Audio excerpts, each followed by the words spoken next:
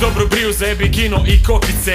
Evo Zeda i Buraza iz 11-ice. Obratit ću vam pažnju na pojavu čestu, na papke koji varaju kao na pismenome testu. Al nije prepisivanje ono ke me brine, mažnjavaš sine, izopćenje ti ne gine.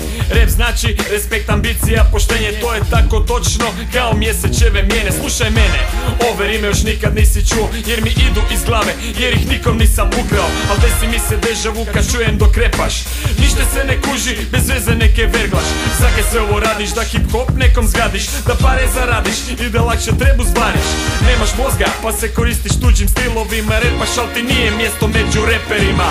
Pa dava izigravaš ludog tipa. Lijeva ruka, desni džep, crknite lopovi. Ke misliš da će to fakat popušiti ekipa? Vama život nije lijep, umrite lopovi. Furaš hardkora, gledaš opak oko sipa. Na vašem grobu pleše step, crknite lopovi. Isplašiš se lika ke stoji u sredini špigla. Nemate pojma šta je rap, umrite lopovi.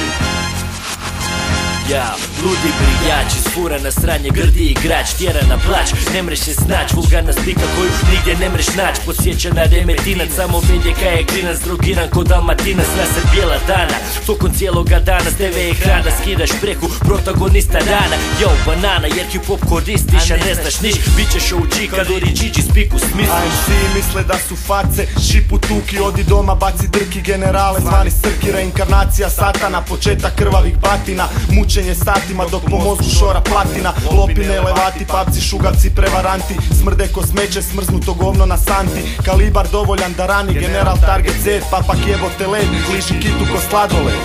Pa dava izigravaš ludog tipa. Lijeva ruka, desni džep, crknite lopovi. Ke misliš da će to fakat popušiti ekipa? Vama život nije lijep, umrite lopovi. Furaš hardkora, gledaš opak oko sipa. Na vašem grobu pleše step, crknite lopovi. Isplašiš se lika ke stoji u sredini špigla. Nemate pojma šta je rap, umrite lopovi. Aha, nemoj krast, tak ćeš samo propast. Probaj zbrijat nešto svoje, kaj je samo Božje dvoje. Ne solim ti pamet sine, al nema veće istine. Znam da nije lako i zato to ne mre svako.